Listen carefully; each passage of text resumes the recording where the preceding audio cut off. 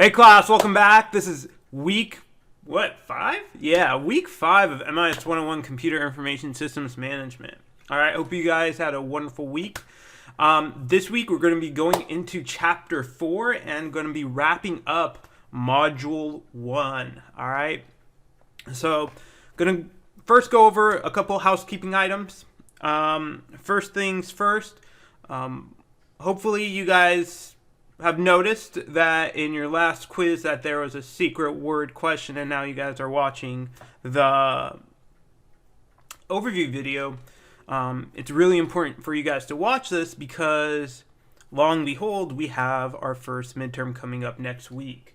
So I got to communicate that out to you guys. I need to make sure that you understand how it's going to be administered, how we're going to go through with it. So I'm not trying to trick you. I'm just here to make sure that you guys are aware of exactly what's happening. All right, it's a free point. You know, it should be easy. 5 to 8 minute lecture video or overview video. No excuse. Come on, there's no lectures for this class. But hopefully you guys are starting to watch this.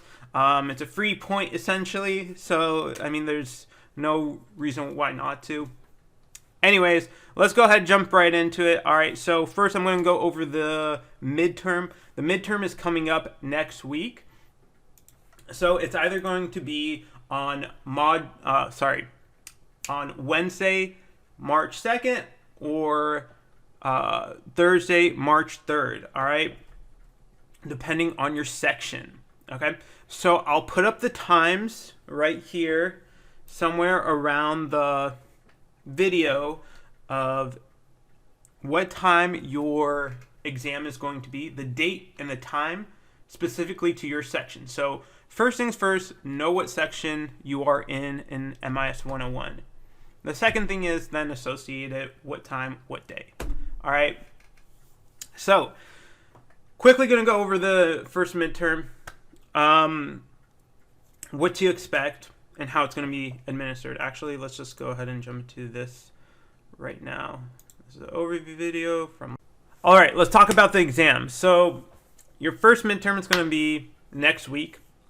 Depending on what section you're in, it would either be March 2nd or March 3rd, the Wednesday or that Thursday. I'll have the exact exam times and dates in a little comment section above here. Know your section, know what day your exam starts and the exam day and when it starts. Okay. Now, midterm 1 is going to be cumulative of chapters 1 through 4. It will have 50 questions, fill in the blank, true, false, multiple choice, listing, nothing too complicated. 50 questions, 75 minutes to complete it. You only have one attempt. You'll only see one question at a time. After you answer that question and move forward, that question is locked and you can't go backwards. All right. Once you start the exam, the 75-minute clock will start and it won't stop. Okay, so even if you leave, you can't pause it. If you exit out, the clock will still rolling, but you will be able to get back if you need to. But long story short, 75 minutes, the clock, once you start, that 75-minute clock rolls and starts. Something I do want to emphasize, however, is that depending on your section, the date and time of when your exam starts, you have a 10-minute window to actually enter and start your exam. So for example, for sections 3 and 12, since your exam times are 3 p.m., you have till 3:10 to actually start the exam. For section 13, since your exam time is at 4:30, you have till 4:40 to actually start the exam. So you guys have a 10-minute window to actually start your exam. That exam time is when the exam or midterm actually opens. And then after 10 minutes, you'll get locked out of the exam if you have not started the midterm within that 10-minute window that you guys get. All right. Hopefully that makes sense. Let me know if you have any questions. So this is just so everyone takes it synchronously. You just get a 10-minute window after the exam start times. That's when the exam actually opens, and then you get a 10-minute window to actually start the exam. Otherwise, you're walking in late to an exam in the middle of class, and the exam closes, right? Got my doors shut and locked, let everyone else take it, and then we can deal with you afterwards. All right. Anyways, so that's kind of how I roll, just so we can make everything synchronous and everyone takes that at the exact same time. All right, so you do have 75 minutes. The 75 minutes does not include that 10-minute window gap. All right, so you can start at, for example, 3:05. You'll have 75 minutes starting at 3:05. Okay. It doesn't eat up into the clock, if that makes sense. That 10-minute window gap. All right, hopefully that makes sense. I'm trying to keep it simple. Let me know if you have any questions. I'll go over it again next week and a few more times before the actual midterm. All right.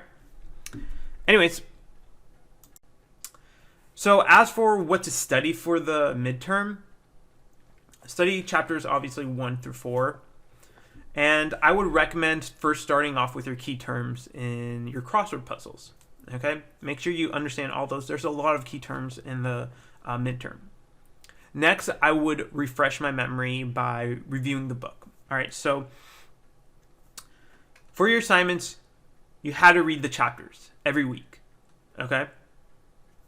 Now, I recommend for you guys, if you have not read the chapters yet, read the chapters. It's really, really important.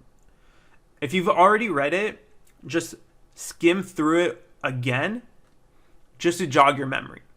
I'm just hitting on the big concepts, the big ideas and theories.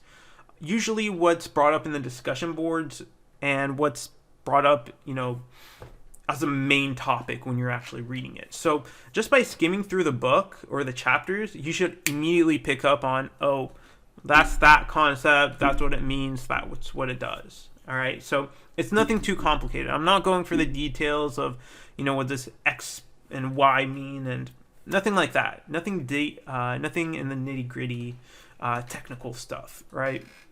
Just big, broad overview concepts, all right? And the key terms. So those two things really, really help. Now, to refresh your memory on, the book, I kind of link it to the discussion board. So reviewing the discussion board does help sometimes. And then obviously the PowerPoint, right? The PowerPoint hits on all the big topics. So if you read the book, actually I would recommend going through the PowerPoint. It would be probably a little faster. If you have not read the book, you have to read the chapters. All right. There's no way around it. Otherwise, it's going to be a little struggling. Anyway, so that's how I would recommend it. So the book and the book and the crossword puzzles, usually those two things really hit it for the students. All right. I got a lot of good feedback from my previous students saying they just studied those two things and it really worked for them.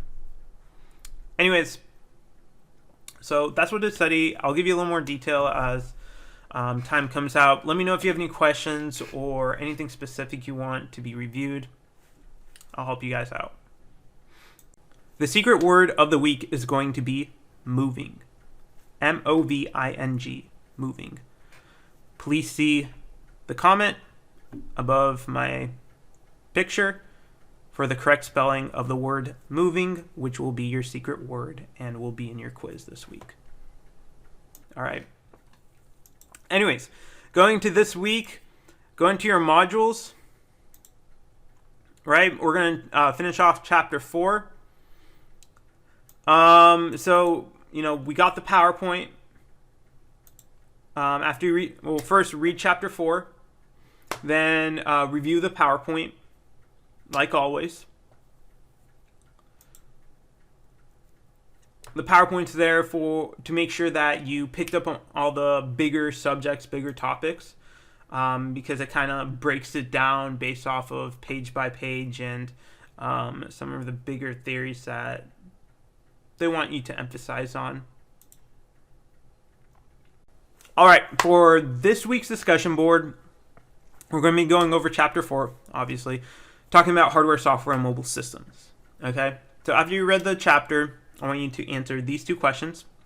First one is describe how the class enrollment application at your university, Sac State, could benefit from a mobile application that uses the cloud. So I want you guys to think of your personal experience and see, what are some of the cons that you ran into, or gaps that you've identified that could benefit from having the enrollment process on a mobile application and or that uses the cloud. Okay, so take your personal experience and kind of apply it to the question. It'll definitely help you come up with some creative answers. The second question is, judging from your personal experience, describe the BYOD policy that appears to be at your university. Explain the advantages and disadvantages to you as a student and the organization as a whole. How do you think BYOD will change in the next 5 years? Explain your answer. So BYOD, bring your own device, right? Bring your own device. Usually every organization or entity has their own BYOD policy, right? Bring your own device.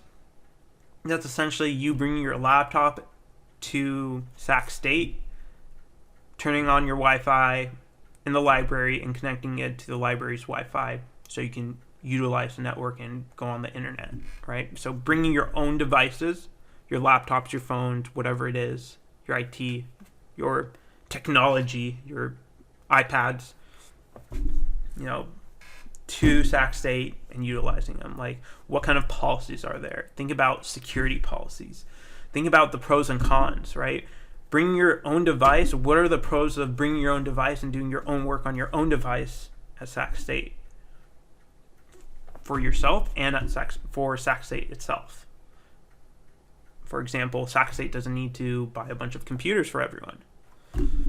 Another pro is you get to do your stuff in your own work, save it on your own computer, and continue somewhere else. And you can roam around the whole campus wherever you want. Now, a con would be like, for example, kind of less security for the university itself. But think of some other things. Those are a few examples you can put down. But keep on explaining your answer.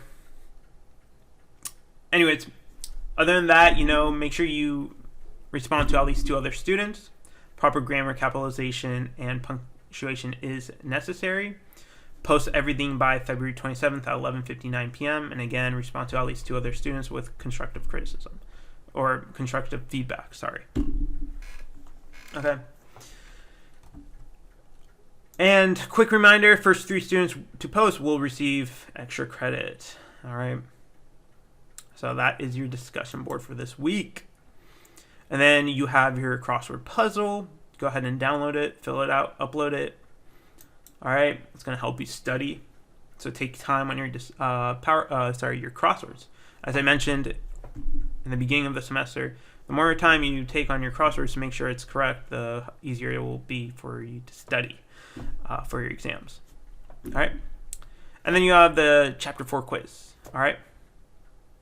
So Chapter 4 quiz, go ahead and take it, 20 minutes, 1 attempt, total 5 points. All right, with that, that's about it. That should be a wrap. And next week, just a quick another reminder, we're going to be going into our final, your first midterm, and I'll drop another video explaining some more details on it. Anyways, with that, I hope you guys have a wonderful week. Let me know if you have any questions, and I look forward to talking to you guys soon. All right, thanks.